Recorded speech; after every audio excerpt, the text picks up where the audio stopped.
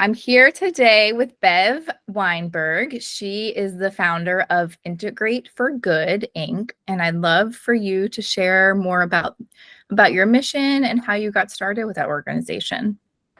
Sure. So Integrate for Good, we're a nonprofit organization based in Collegeville, Pennsylvania.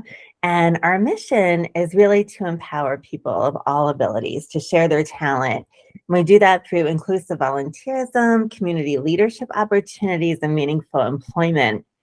And I started Integrate for Good based on my career as an occupational therapist in Montgomery County school districts. And I realized that a lot of students with disabilities were really having their talent underestimated, and they were graduating to a real lack of opportunity after high school. So for some students that can look forward to going to college or going right into employment or going into the military or taking, a meaningful gap year, for students with disabilities, it's not an exciting time usually. It's a time with a big question mark. So Integrate for Good was really started to make sure that our community doesn't leave young people with disabilities on the sidelines of opportunity. That's amazing. Can you share, and it might be hard to name one, but like one of the most memorable experiences you've had during this journey? Memorable stories. I mean, we have them every day. One that I'll share is Heather Michelson, one of our employees who lives with Down syndrome. We met her volunteering, and I quickly realized we needed her as a paid employee on our team because of the talent and ability that she has. And when I offered her hourly rate over a Zoom call, it was still during COVID, the height of COVID at that time, she burst into tears, and I thought I offended her, and I offered her a really good hourly rate. And she said, "I'm crying because I never got a paycheck before." Oh, wow. And Heather's 46 years old, and she has had jobs that other people alongside her were paid to do the same work. She was a preschool teaching assistant, for example, and the bar was set so low. She said, "I was just happy they let me be there." Mm-hmm. And we just don't think that's okay. We think people deserve to. Volunteering is very important. We encourage everyone to do it.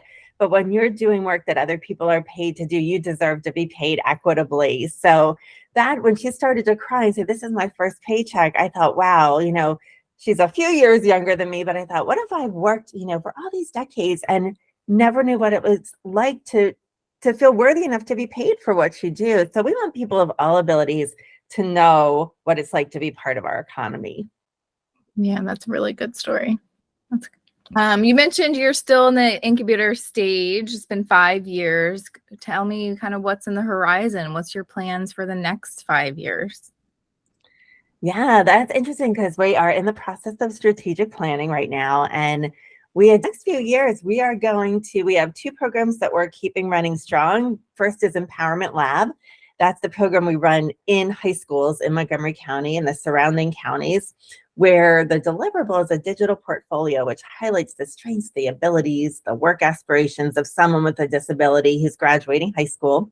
So potential employers can see through videography and photography, how that person can fit in their work environment. So it's a really good self-advocacy tool.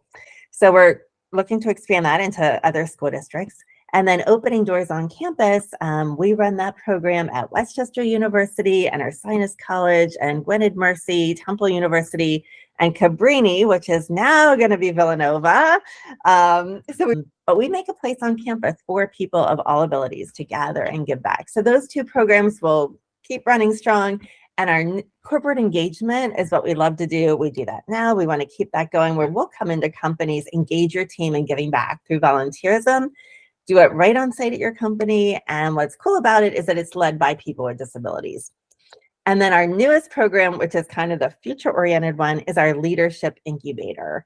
And so many of us have had the opportunity to develop leadership skills. Maybe in high school, we were in, on athletic teams where we became leaders, or we were in National Honor Society or different clubs, organizations.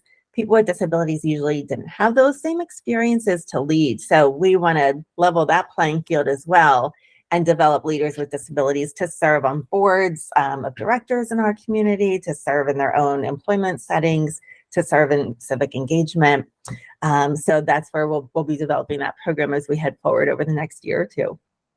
That's great. You mentioned leadership, which I think is a really great tool to teach and expose people to. You're a leader.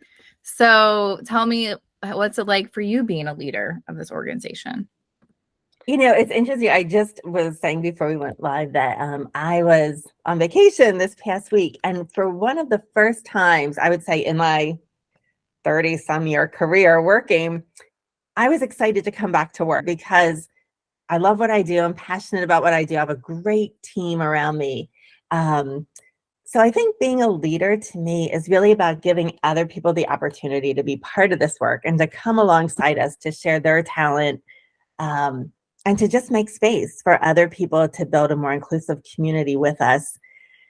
And I think just knowing that your faith is bigger than your fear is something that I kind of go by every day to say, if the alternative is not moving this work forward, I'm going to do what I need to do to keep Integrate for Good, just striving to be more sustainable and to support more people. And those are really good nuggets that you just shared. It's really good. So it is local. So you're based in Collegeville area. Share a little bit how the local community can get involved. What are the best ways to learn more about you?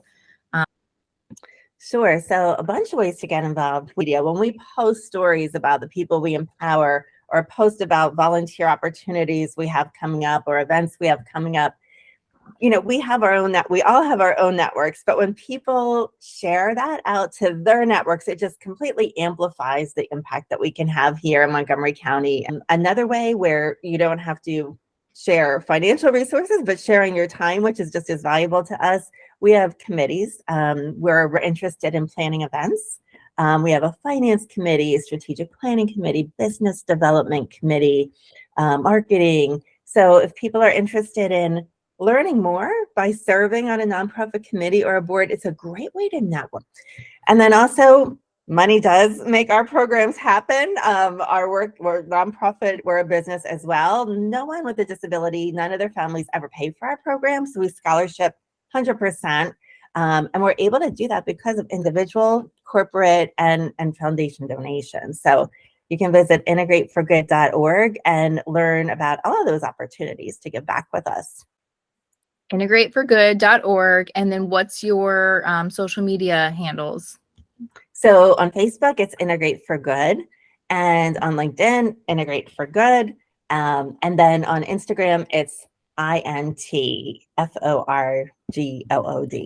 Great. Well, thank you so much for taking time to meet with me and share more about your nonprofit. Thank you for your time. I appreciate it. Thanks for this opportunity.